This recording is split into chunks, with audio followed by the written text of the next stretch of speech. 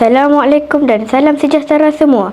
Kami daripada tim Grinovatos ingin memperkenalkan aplikasi kami yang kami cipta khas untuk membantu menjaga alam sekitar. Aplikasi ini bernama Eco Hero Mission.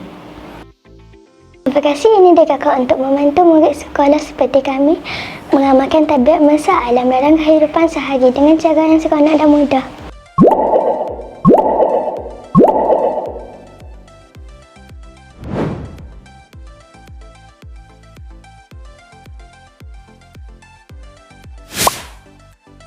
Setiap pengguna akan menerima misi harian. Contohnya, tutup lampu apabila tidak digunakan.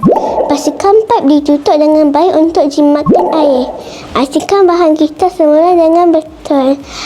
Apabila misi ini diselesaikan, kita akan mendapat mata SP yang direkodkan dalam aplikasi. Aplikasi ini juga menerapkan beberapa nilai SDG atau Sustainable Development Goals.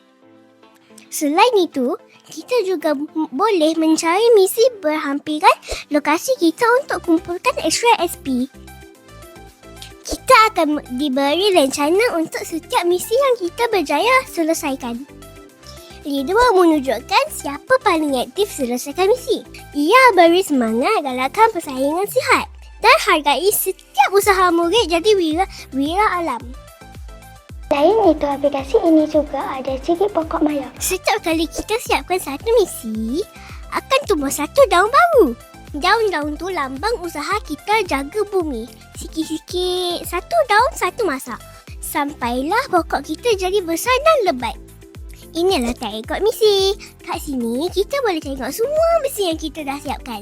Macam buku kenangan, tapi versi hero. Semua usaha kita direkodkan satu persatu. Ni tag kawan-kawan. Kita boleh tengok siapa lagi tengah buat misi hijau macam kita. Ni tab kedai. Guna mata SP yang kita kumpul, kita boleh beli macam-macam benda menarik. Yang kami paling suka ialah Augmented Reality atau AR. Dengan ciri ini, kami boleh imbas kad khas dan misi akan muncul dalam bentuk animasi 3D. Macam betul-betul jadi hero dalam game. Dengan Eco Hero Mission, kami dapat belajar tentang kepentingan menjaga alam sekitar dengan cara yang menyeronokkan, interaktif dan inovatif.